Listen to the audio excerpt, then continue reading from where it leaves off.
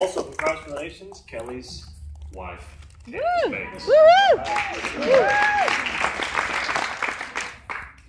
Good evening. If you'll open your Bibles to Isaiah chapter 26, verse 3.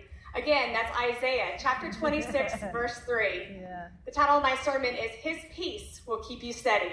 Amen. Isaiah chapter 26, verse 3 says, You will keep him in perfect peace, whose mind is stayed on you, because he trusts in you. Yes, The promise I want to bring to you tonight is Jesus is your peace. Amen. In the fall of 2016, we were in the middle of transition. My husband was retiring from the military. He had faithfully served our community and our country for 21 years, and it was time to move on.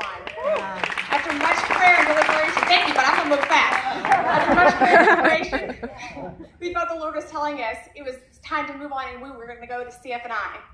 So, early in the morning, on January 9th, 2017, filled with excitement and hope, our family loaded up all of our possessions and headed out in the moving van. So let me give you a little bit of backstory. At that time, Kelly and I had been married for 15 years, and we had moved 15 times in 15 years. Oh, wow. And in those 15 years and 15 moves, we'd sustained almost no damage to any of our property or possessions, and we didn't think this time would be any different. So the dean's office at CF&I had assured us that when we arrived at CF&I, that we would have some helpers to unload. Now, these helpers weren't experienced or skilled, but indeed they were helpers. One of the first pieces of furniture that came off the moving truck was a tall, skinny piece of furniture, a dresser.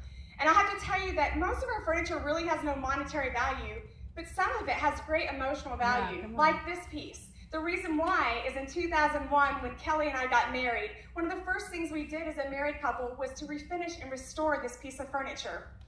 So the next thing you know, I see this guy dollying my dresser, my favorite dresser, down a sidewalk, going the wrong way with a dolly.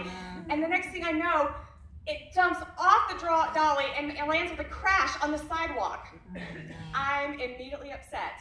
But within a few minutes, Jesus comes and gives me his peace. Yeah, that's good. So that week, we had lots of more opportunities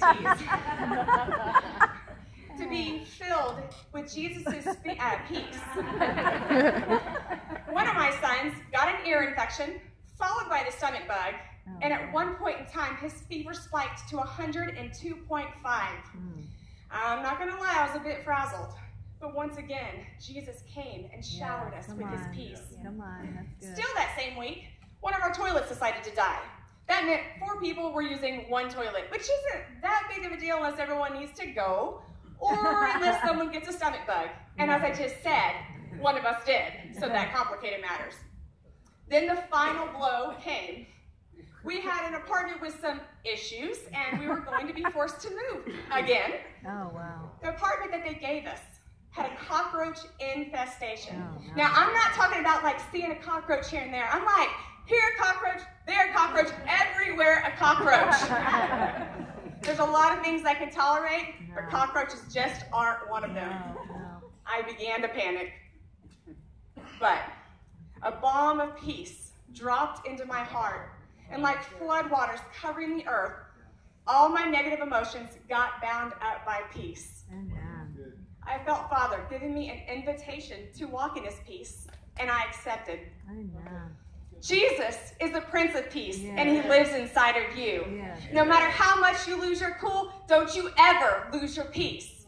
When God calls you to do something, no matter what circumstances come your way, you must put a stake in the ground and stand firm in what he has told you to do. Amen. When you are doing what God has told you to do, his peace will be steady in you. Thank you. Amen.